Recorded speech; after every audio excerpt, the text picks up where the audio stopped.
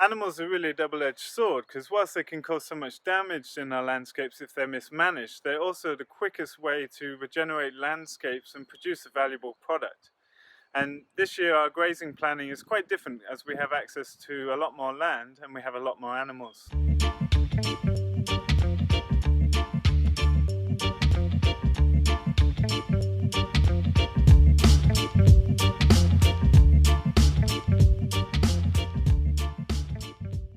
The management of livestock is all about time, really.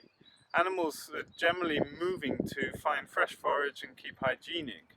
And we've had a wonderful system here of the cows and sheep moving ahead of the eggmobiles, both to keep the ground short to stop the electric fence that protects the laying hens from shorting out in longer grass, but also the cow pats get full after about 96 hours in our specific circumstance. The fly larvae reach their peak and the dung beetles have gone out of the cow pats and done their work, and so it's the perfect time to bring this scarifying flock of chickens in who will scratch through the manure patties and eat all of the omega oil rich fly larvae. That's worked really well for us in the past, and it's worked well for the broilers to follow up behind them too, because the grass is nice and short for the young birds as they come out. But things are changing. We've been given a few hectares of grazing. There's beautiful paddocks from our neighbours that follow on from our fields and have access to the stream, and they've got wonderful protection from alder and birch in the riparian zones. Really beautiful little sheltered paddocks. But we can't take the eggmobiles over there. It's too lumpy in terrain, and I don't think we want to take broilers over there because of the hassle of moving the broiler pens, the Salatin style field pens we use, over into those paddocks. So here's a little look at what we're planning to do this year. The reason we spend a lot of time making a grazing plan each year and then monitoring that plan and adapting it when things change is that managing grasses through animals is all about time. The time that animals stay in one place and the time until they come back to the same place, the recovery period, which is constantly changing throughout our short growing season. So it's involved a lot of observation and pasture research in the past, and each year we just keep refining our level of detail in our planning, etc. What we're going to do this year is take the animals. We're bale grazing currently in our land, and when growth starts, which we typically write as the 1st of May, we write dormancy as the 1st of October, but that can vary up to 3 weeks in our climate. What we will do is take the cows and sheep, shown in blue, to our neighbour's land, and we will let our grass grow up for the month of May before bringing the animals back in.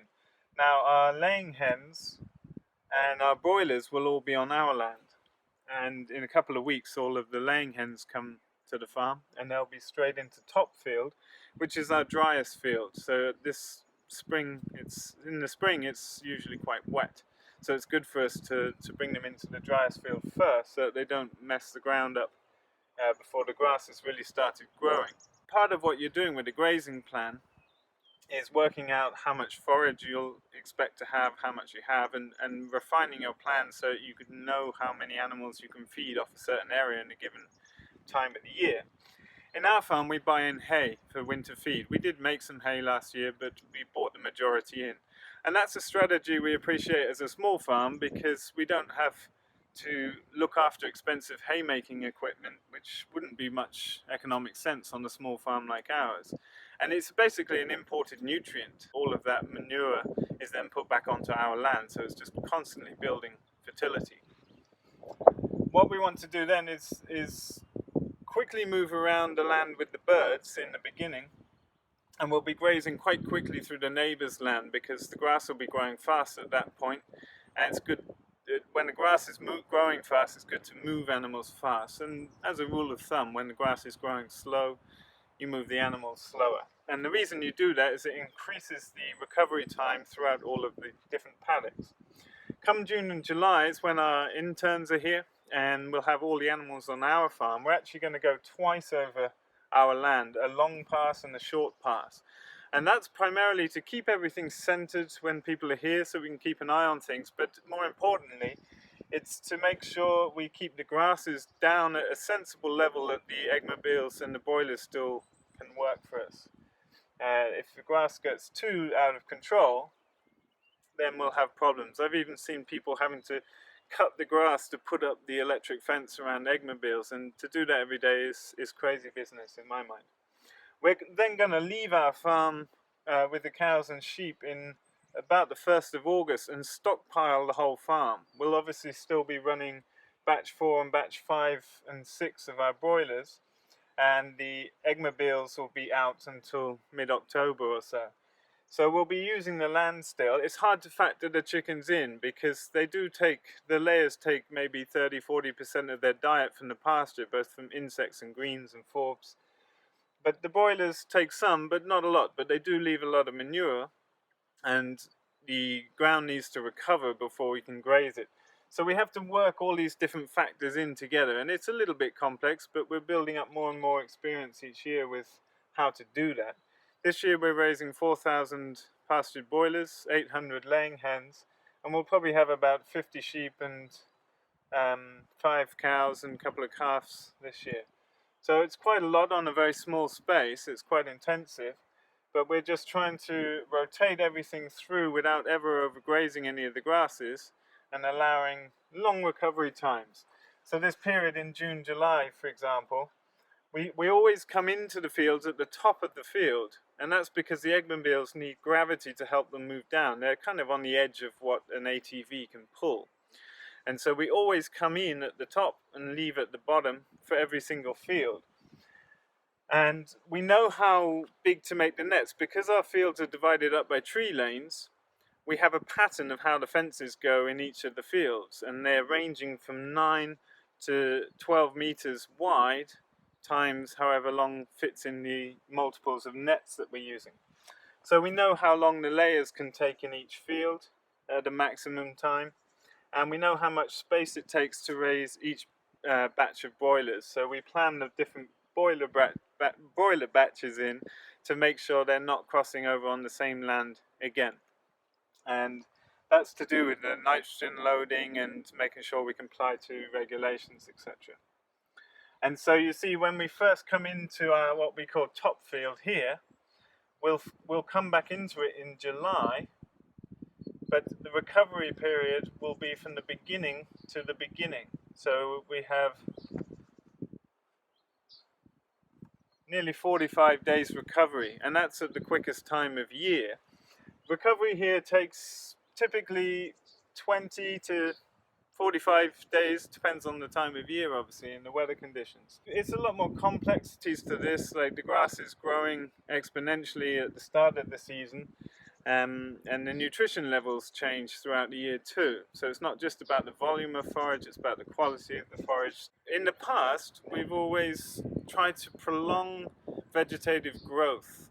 On the sort of sigmoid curve of a grass's growth, there's an ideal point there to graze in terms of the maximum amount of forage, but also as the grass grows it gets woody and leggy, it's not so palatable for animals, so the palatability goes down and gives you this crossover point that's an optimal grazing point.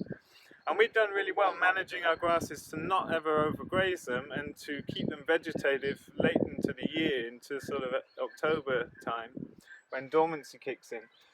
But what we want to try now we have more land is to allow our grasses to express themselves, express their physiology, and do a lot more trampling of grasses, trampling the ground in front of our eggmobiles and laying hens, and as a way to capture even more carbon, which is all feeding the microbiology. So it's a new thing for us, and we'll have to see how it works. I would imagine by the end of the season we'll have done several rewrites of this plan.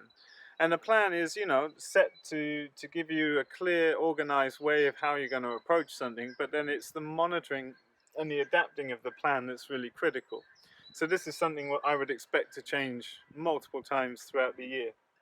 So we've put in everything that we can think of that we need to consider, and we've planned the timings to ensure we don't overgraze grasses and also can fit them in with the laying hens and the broilers. And we'll see how it goes. It's going to be a really interesting year for us, but hopefully we will massively increase our forage output again each year now, because mainly the activity of the laying hens and the broilers fertilizing the pasture. It's amazing, the areas of this farm that were just moss, and they've totally been obliterated now, and we've got thick dense forage pretty much everywhere, and a lot more forage than we had when we first came here, because of that increase in the nutrient and water cycling from having a lot of livestock here and managing them well, because it's been a couple of decades without animals here, so it's been a very quick turnaround for us. A big cost of keeping animals in this climate is the winter feed costs. For us, we buy that in, but if you made it yourself, it's still a big cost with all the machinery required, etc. So our aim is to see if we can reduce that. We're not sure how long-term the agreement is with the neighbour. We're very good friends with our neighbour, so we're not needing to pay rent or anything like that. We're on very good terms with them, and they actually get more subsidies if we graze them. So it's a mutually beneficial situation, which I imagine, if it all goes well, we'll be able to continue to do for many years. But rather than try and eliminate winter feed costs, what we're going to try and do is go from 5 months winter feeding down to 3 months winter feeding, and just see how much we can get out of our stockpile at the end of the year, and just minimize the amount of time that we need to buy in food for. For us, it's not a problem economically. It's not huge amounts of animals that we have anyway, but it's something to work towards, which we're excited about. Thanks for watching our videos. I'm really excited to have the grass start growing again and be able to show you some greenery in the landscape. It's really this olive drabby color wears thin on me at this time of year. But soon, the growth here is explosive, like almost in the tropics. When the heat comes back and the sun comes, everything explodes into life here, and it's a miraculous thing. I'm really excited to keep sharing with you as we start the season up. So don't forget to click subscribe below and keep up to date with the farm. We'll be posting very regularly throughout the season now. And if you'd like to find out more about how we farm, you can check out our book, Making Small Farms Work. It's available in the links below on our farm website. Thanks for watching. See you next time.